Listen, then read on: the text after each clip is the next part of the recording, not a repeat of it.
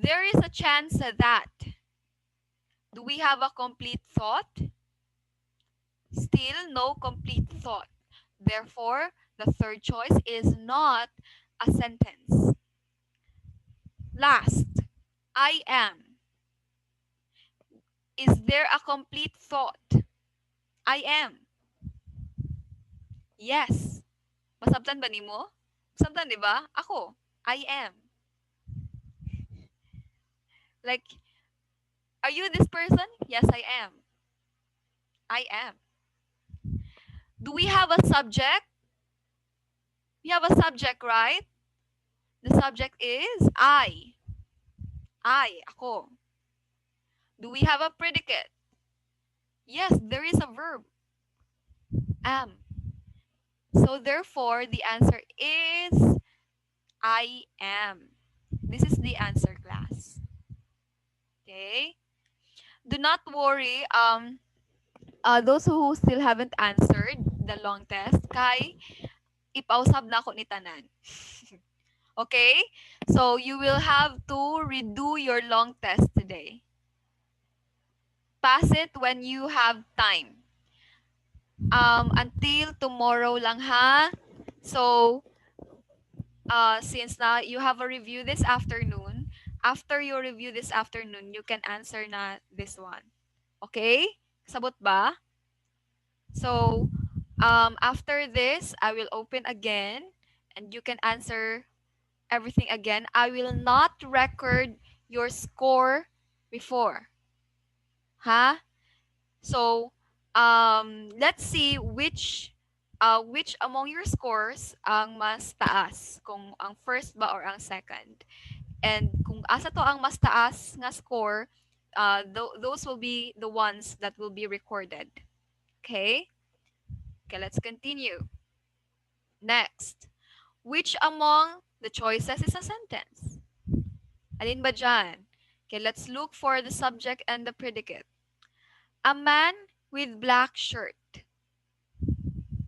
Do we have by the way, class, again, I'd like to clarify this one. A predicate must always have a verb. Ha? Na nasa to ang lesson. A predicate must always have a verb. Okay?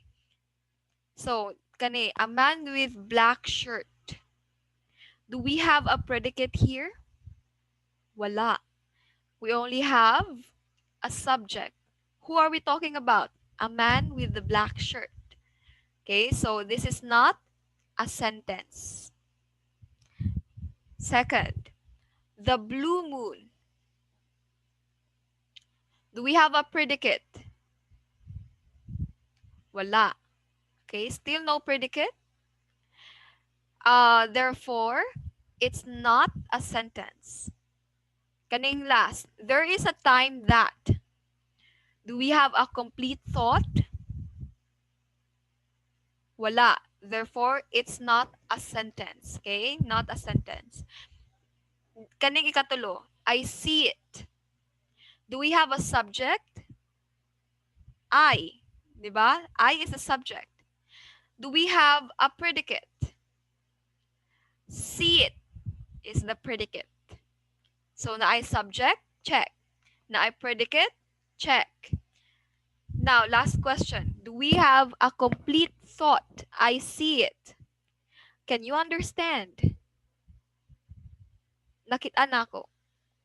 Masabtan? Yes. So therefore, I see it is the correct answer. Okay? So, any more questions with sentences? Okay, let's proceed to the phrases. Okay ha, phrase na tayo. I will not tell you the rest of the answers, ha? Para napod mo, ma-challenge po mo niya sa pag-redo sa inyong long test. Okay, so let's come here. All right. Which among the choices is a phrase? Alin ba dyan ang phrase? She is beautiful. Is that a phrase or a sentence? Do we have a subject? Yes. Do we have a predicate?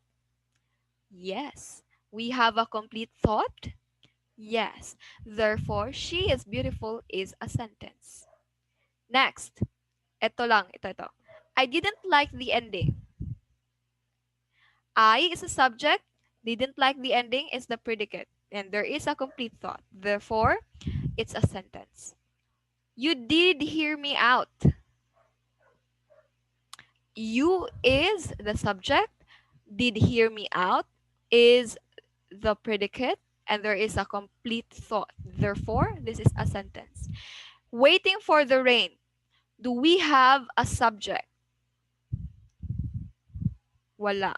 We have a predicate, right? Waiting for the rain. Okay. So therefore, the answer is this one. Waiting for the rain. Okay? To make this a sentence, you may say, mabutang ka og subject. He is waiting for the rain. Ana. Okay? But since wala siya yung subject, mo na siya ang correct na answer. Phrase man atong ginapangita, di ba? So this is a phrase. Okay, next. Which among the choices is a phrase? Oh, sinong makakasagot? Raise your hand. Click the raise your hand button. Who can tell me the answer for this? Which among the choices is a phrase? Okay, Romo. Tell me. Asa na? Romo. Okay, Romo, go. Unmute. Ma'am, Mm. you got it already at A, ma'am. Is that the phrase? Nice try, but it's not the correct answer. Thank you. Let's have Miss Berry. Sige, Berry. No need to read the rest of the choices, ma'am. Nice try. Again, it's not the Um, correct answer. Thank you so much, Berry. Again, ha, class, we are talking about a phrase. Ask yourself, do we, asa dira ang I subject, asa dira ang walay subject or walay predicate? Okay? So, three participants raise their hand. Okay, Burn. Sige, Burn Morados. Asan na si Burn Morados? Morados. Ay, nawala. Okay, Shy. Shaira?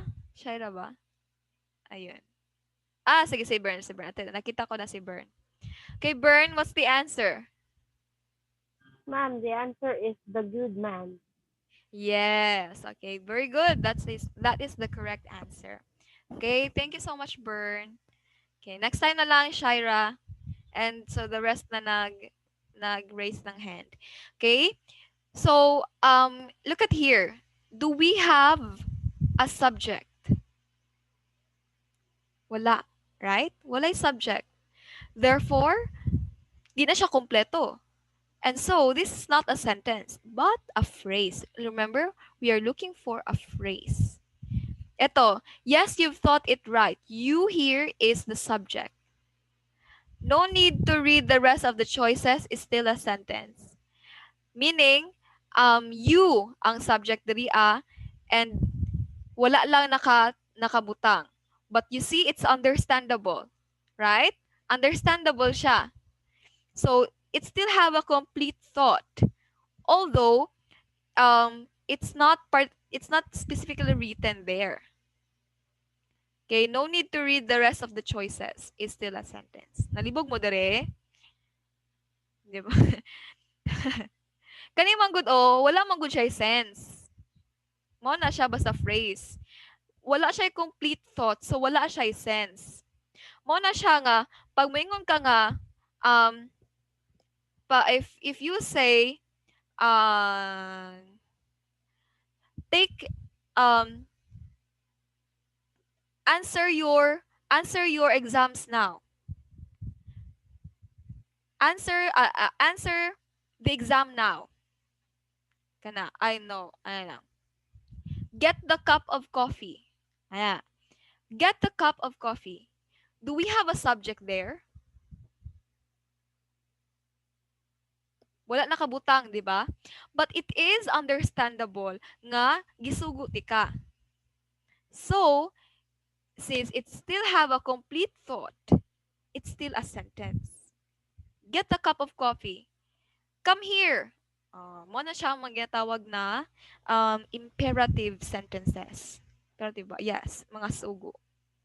Or I may be wrong. Basta ka ng mga sugo. Command or request, mo na siya. And you got it all right already at A is a sentence. So, is the good man is the phrase. Okay? Claro? Okay, so it's okay, it's okay. Next, let's have this one. Independent and dependent clause. Okay. Choose whether the caps lock part is a dependent or an independent clause. Asa man diri kani. Faced with so many challenges, I decided to get professional help. Ano ba ito? Ito naka-caps lock. Faced with so many challenges. Is it an independent or a dependent clause? Who can answer? Raise your hand. Okay, 2 participants raise their hand. Okay, Miss Cornejo. Please answer, Miss Cornejo. Dependent clause. Why is it a dependent clause? Because Because, sige, makatabang na siya para dili niyo malimtan. Because it there, cannot. it cannot stand on its own. Very good. Okay, perfect. Thank you so much, Miss Cornejo. By the way, congratulations for getting the highest score. Thank you, Congrats. ma'am. Okay, so lower your hands na. Okay, so that is correct. It cannot stand alone if it's on its own. That's why it's called a dependent clause. Okay, for example, tanggalin natin si I decided to get a professional help. Kanilang sa muna. Ito lang sa muna. Faced with so many challenges.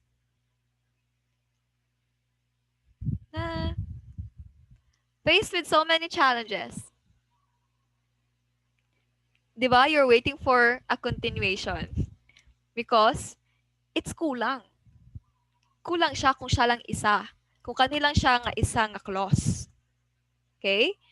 So, that's why we call it dependent. Dependent clause. Nagsalig. Dependent clause. Okay. So, I will not answer that one. Kayo na bahala dyan to ask yourself if it's a dependent or independent clause. Can it stand alone? Daw, masabtan ba na ako siya if tanggalon ako ning wala naka-caps lock? Na, anaon ninyo pag analyze. Okay? So, let's proceed here to direct and indirect speech. Okay. Listen carefully. Especially those who had a hard time understanding this one. So, which is the correct, indirect, or reported speech of this sentence? June said, "It is my car." You simply have to change this. Naka-direct man siya, di ba? You are directly saying what the other said. Okay? For example, si Barry nagsulti ani, "It is my car." Karon akong iingon ako kay Bern. Bern, Barry said, "It is my car." So, you are directly saying to the other person ang unsa giingon sa isa. So, think of 3 people ha. Think of 3 people. Barry, ako, and Bern. So, Barry said, ningon lang si Barry, "It is my car." Now, I want to tell Bern that Barry said, "It is my car." So I will directly say it. Ben, Bern, I mean, Bern, Barry said, it is my car. So that is direct speech. Now change this to indirect speech. Mag-report na ka. Okay? You report this. So how will you be able to change this correctly? It is my car. June said it is my car. So we have rules, remember? Once again, itong rule, kapag dito is this one. Wait lang ha.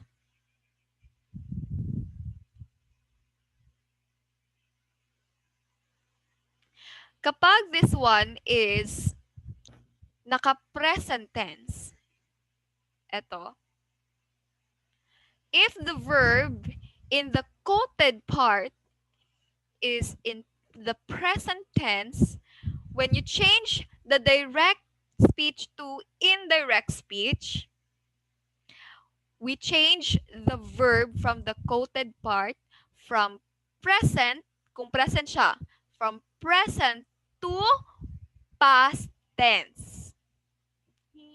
Diba? So, which is the correct answer here? Then, tanggalon na to ang quoted na quotation marks, and we change that quotation marks to that. Diba? I have taught you this one. Okay, so, let's see. This is the correct answer. Kita mo sa check dira, muna siya ang correct answer. June said that it was her car. So, si June di ay is a girl. Okay?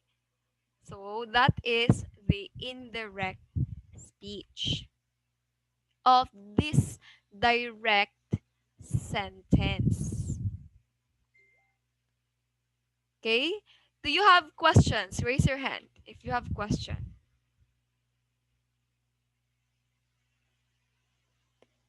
Question? Okay. There is a question, I guess. Wala? Sure?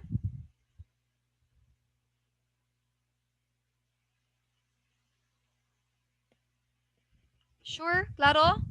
Can you understand it now? You do not say my car anymore kasi indirect naman. So, you are now pertaining to June. You should say June said that it was her car. Okay? So, mo na siya ang correct answer. Dili siya kani. June said that it was my car. Kay kung moingani ka, kailangan gyapon nimo og quotation. My car. Because if you do it like this, you are trying to say that it's yours. You are pertaining to yourself. Okay? But we are pertaining to Junman. Okay? Not the other person, not you. So, her imong gamiton. Claro?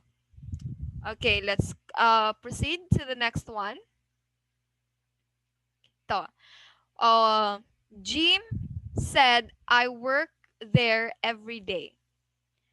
Tanawa ang, look at the verb in the quoted part. Can you see it? Diba? Look at this verb. The verb is work. Ito ang verb. Yan, work. So, it is in the present or the past tense? Alin ba? Present or past? It's in the present tense. Present tense, oy. Okay. So, since it's in the present tense, Gabriel, it's in the present tense. I work. Tanawa sa ni mo ni diri. Oh. 'Di ba? Present tense siya. Kung past tense siya, dapat na ed. Pero wala may ed, so present tense. Now, since you're going to change that to an indirect speech, You change this one from present to the past tense. Okay? Saan yung mga, ano nila? Wala, wala pa, dili pa, change gab. Okay? So, change na. The correct answer is, darang check, ito. Jim said that he worked there every day. Ano lang, very easy. You change now I from he. Because, again, we are talking about Jim. Kung i-I gihapon ani mo dira, kailangan na siya og quoted na part. Or else, you are pertaining to yourself. Ikaw nga I. Dili si Jim na I. Okay? Alright, so let's try this one. Who can tell me the correct answer? Raise your hand. Anyone? Which is the correct answer? Who can tell me? Okay, somebody raised their hand.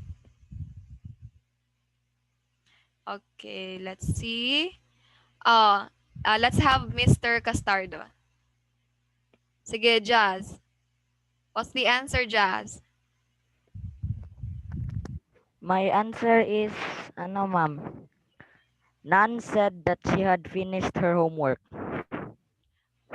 Okay, let's see if your answer is correct. Pangitaang check, ha? Tama ba? You're Yay, correct. tama ko. Good job. Okay. Great job, Jazz. So that is the correct answer. Nan said that she had finished her homework. Oh, ano lang ka easy. So easy. Okay, one more. Who can tell me the correct answer? Thank you, Jazz. Who can tell me the correct answer for this? Okay, raise your hand. Sino?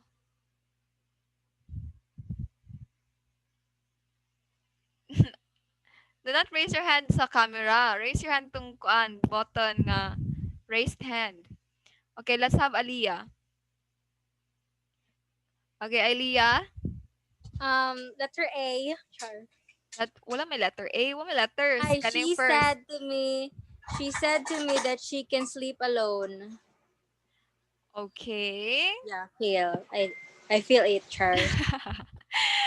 Let's see, Aliyah, ha, if your answer is correct. Okay. Find where is the check. Tama ba? It's okay. Nice try though. Thank you so much, Aliyah, for trying. Okay. Since this is what you call it, a modal can. Let's look for the past niya nga form. Okay, ang past form sa can is could. Although this means this does not particularly mean nga naka ano siya, the tense is also in the past, but the past form. Ang form niya ba, ang yang porma nga past niya nga porma is naman. Ang yang past na porma is could man. So, ang atong answer diri is could. So, she said to me that she could sleep alone. Okay? Okay, Ra? Okay, so for modals class, we have past forms. So, we have can. Past form of can is could. Past form of will is would. Ano pa ba? Past form of shall is should. Okay? Mora na siya. Kanan sila ito. Na sila yung past forms. Other than that, might, maybe, may, what else? Might, may, ought to. Those are wala na yung mga past forms. Okay? So, this is the correct answer. Okay ha? Padayon na dayon mo kung unsang answers to the rest of the items. I know you can do it. Ito. Kabaliktaran naman this time. From indirect to direct speech. Alright. So, ito. First, how will you change this one? I said to him that he was not working hard. How will you make this from indirect to direct speech? Okay. We have this one. I said to him, fix na ni siya. Ayan na siya usabi. Okay. I said to him, say, change na to ning that, change to quoted quotation marks. Okay? So, I said to him, comma, open quotation mark. Open quotation mark. You are not working hard. Close quotation mark. Nganong human? Nganong he was not working hard? Because class, ikaw man ang nagstorya. I said to him. So, bale, ano siyang nahitabo? Ikaw, nakay kastorya. You are not working hard. Tas ningon na ka sa pikas. I said to him good that he was not working hard. Mana siya indirect speech. Pero ang direct speech ato, ningon ka dan sa iya nga, you are not working hard. So the correct answer is this one. Past tense di ba? Past tense ito. Therefore, pag i-change nimo into, if you change this into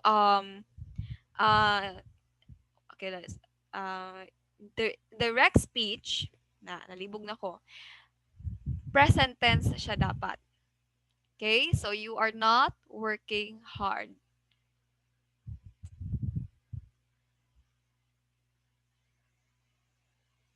Ano ba? Do we have questions here?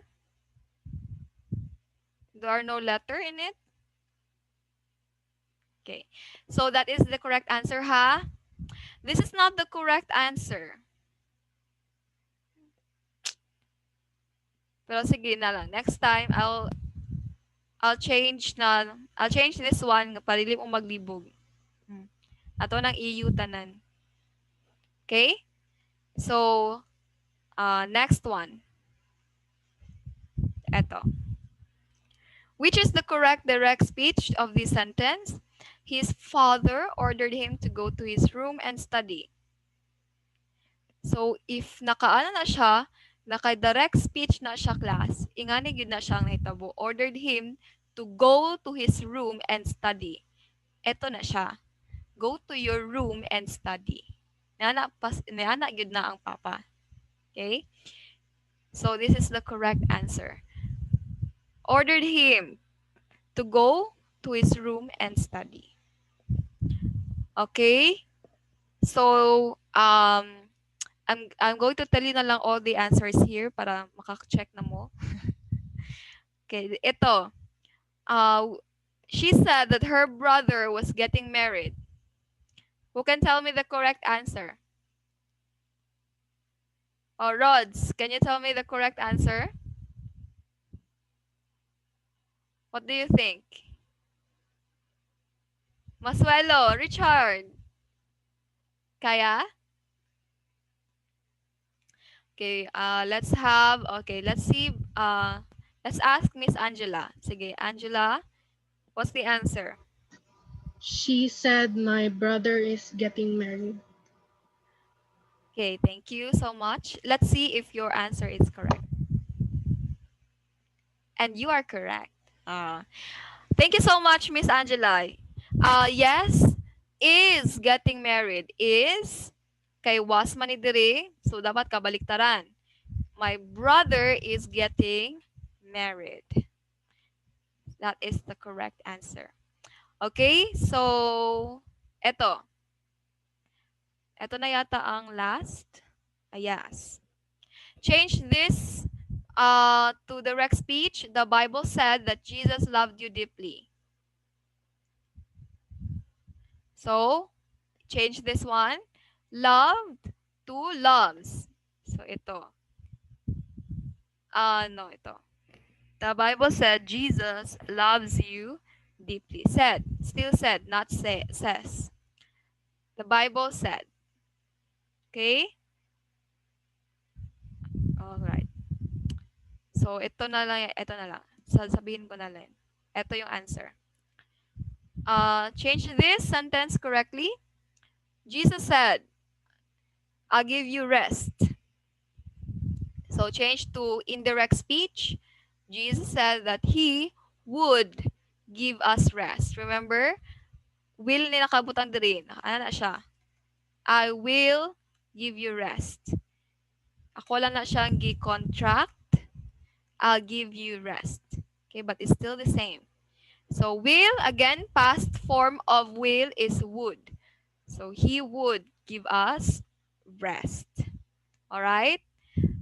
So let's proceed to your last lesson. The reading styles.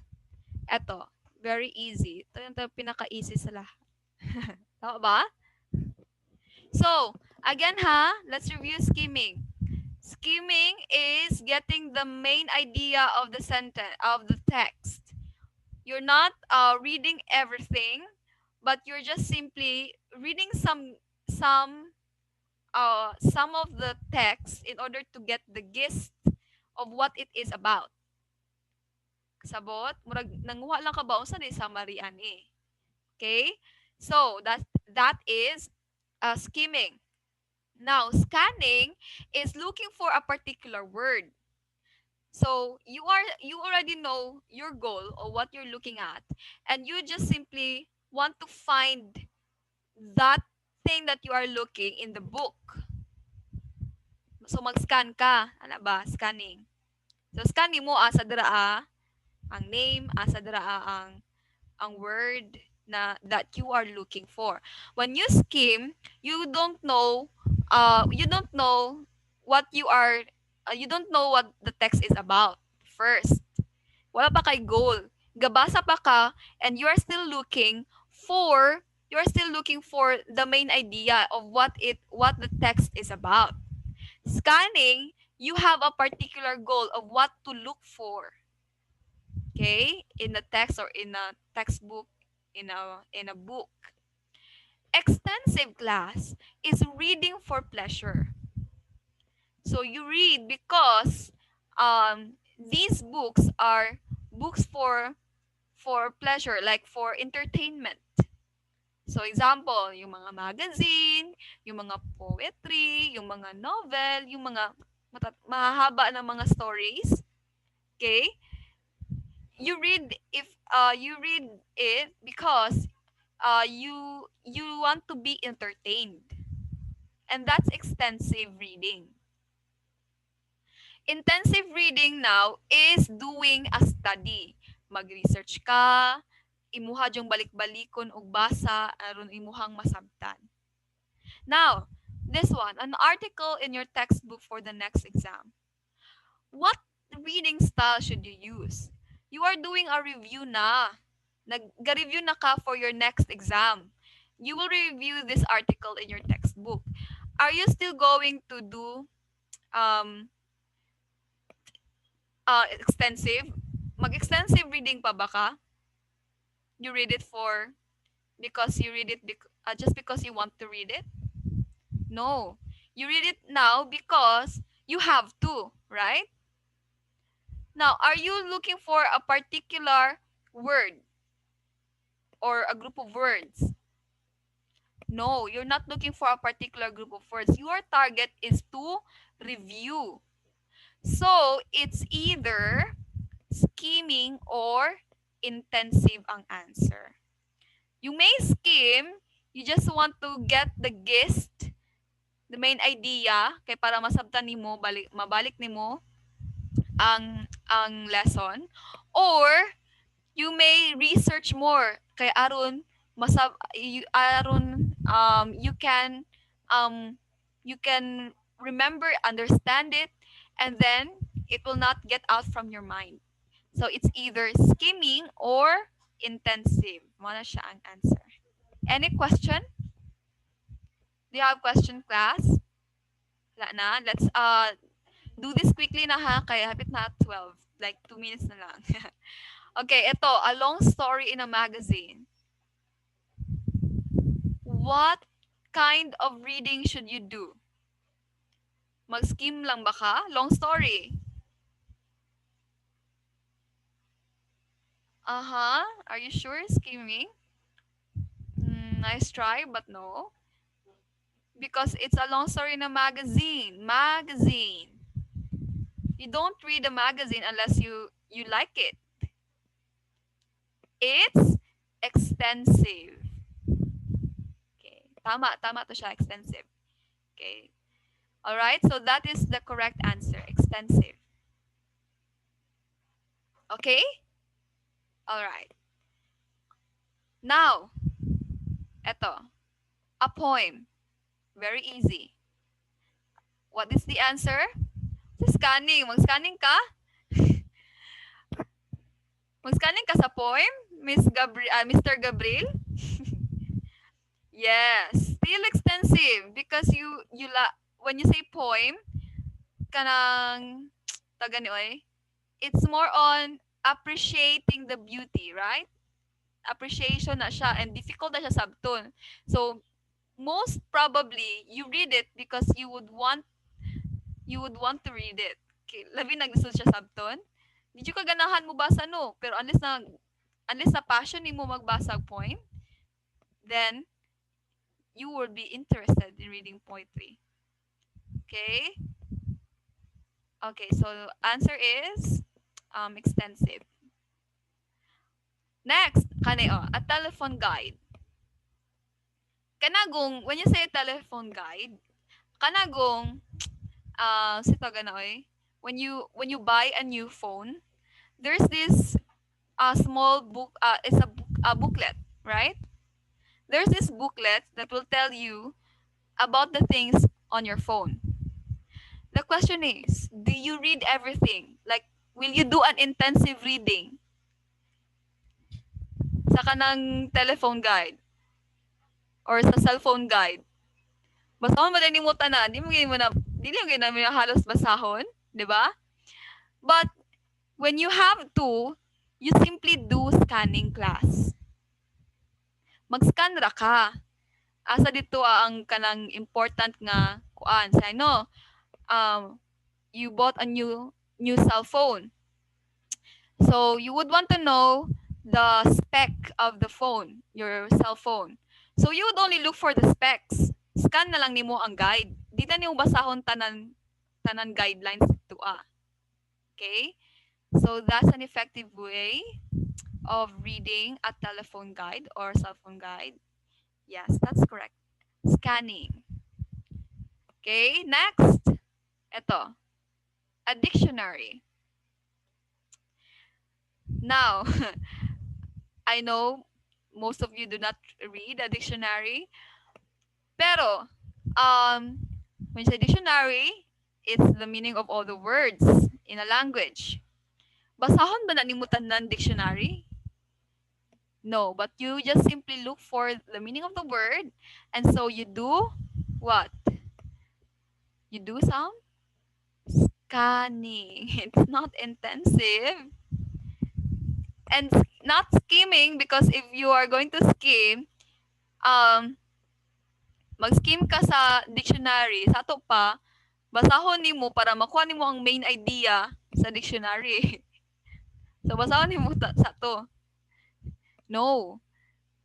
You just simply scan. Look for the particular word that you are looking in a dictionary. Diba? Intensive. So mag-research pa ka? Mag-ano pa ka? Isa-isahon pa nimo? No. Extensive, for sure, you don't read dictionary for pleasure. You read dictionaries to find the meaning of a particular word. Okay? Eto. What reading style should you use? The first page in the newspaper. So when you say newspaper, you are looking for something interesting, something news, exclusive news, ganon. So, ano bang gawin mo? Sorry ha, dapat ay apil ang extensive ani. Wait lang. Extensive 2. Ay, pero nakakabutang man good. First page. Not the whole newspaper. Tama ra di ay. Skimming ra. Skimming ra. Okay. So the first page in the newspaper, you do skimming. Okay? Sa first page, naman dira ang headline o katong pinakapatok na news. So when you look on the first page of the newspaper, uh, of course, you will need skimming. You would want to get the whole idea, the main idea of what the news is about before you proceed to the next pages of the newspaper. Okay? Kung ganahan ba ka, interesado ba ka makabalo more, you want to know more about the whole story, then you will go now to the next pages. But sa first page, what you should do there should be skimming. Okay? Now by question? Walay question, no? Let's proceed. What reading style should you use? A text in the class. A text in the class. Nasa classroom. Example, Bernardo Carpio. Okay, it's either skimming or intensive. That is the correct answer. Okay, so next. A brochure. Oh, a travel brochure. What else? Oh, brochure sa Avon. What should you do? Should you skim? Scan. That is correct. You simply scan. Pangitaon nimo ito kung asa nimo ang gusto paliton. So, example, brochure sa Avon. Avon. I don't know how to say it correctly. Brochure sa Avon. You have in your mind to look for cheap cheaper price of shoes. So dito na din ka sa mga shoes kana na nimo. Di na nimo tan-awon tanan per page. Okay? All right, so next, this one. A novel series, Harry Potter. Look at the type of text. It's for pleasure, right? You read it because it's entertaining, because it's fun, it's nice. It's extensive. Okay, class. Oh, how done ninyo eh? Bright na kayo mo. Very bright. Extensive siya ha, Sophia. Okay, next. The Bible. What reading style should you be doing when reading the Bible? Ano ba dapat? Yes, dapat for pleasure. You read it because you would want to know more about God. So, extensive. Kana siya dapat ha, internal motivation. Magbasa sa Bible. Or, intensive as well. Like, gusto ka mag-study. You want to study more. Hindi mo masabtan ang you cannot understand the story. Then you read Bible commentaries. That's intensive. Intensive reading. Okay, you research. Kanang scanning o skimming, ayaw mo paging sa unless you only look for a particular verse. Okay? Scanning. But what I'm saying, class, is the Bible itself. Okay? Pagbasa jud mo og Biblia, ha? Basa mo og Biblia. Sophia, ha? Read your Bible. You don't need to, it's okay. It's good that you are, sharing your ideas. But what I want you to do simply is to read your Bible. If you do not have a Bible, then buy. Tell your parents or read the Bible from your parents. For sure, nana sila Bible. Every Christian home should have a Bible. Okay, mo na inyuhang that is the sword and your shield against temptations and evil things. Okay? So, okay, if you have electronic Bible, yes, it's still good. Pero lahi ra gyud tong libro. Kay kung libro man good, walay Facebook. Kung cellphone man good, na ay Facebook, na ay TikTok, na ay YouTube, etc., etc., etc. See? So you're prone to distraction. Okay? Unlike the book itself, the book of the Bible itself, Bible lang yun ang imuhang kuan, imuhang makitaan o magunitan. Okay? All right, so that's it, class. I will open again later your pang-delete anak ko ni first ha.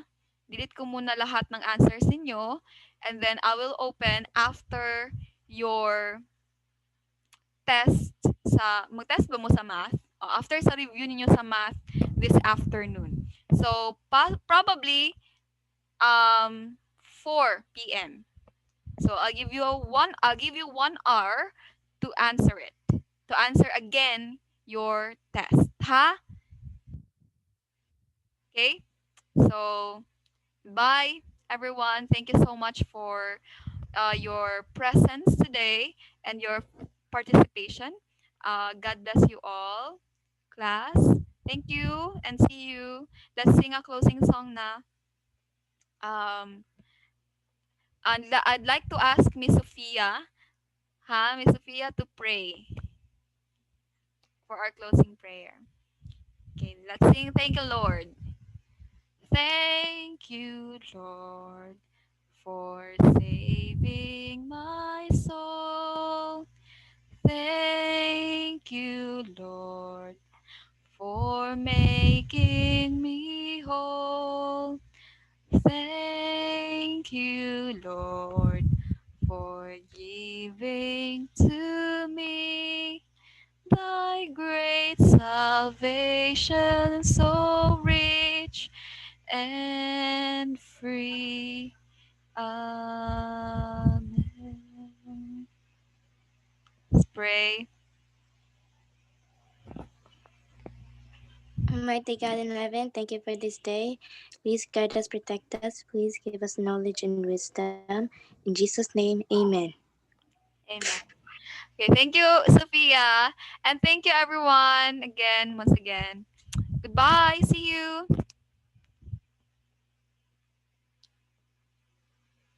Bye, Mom.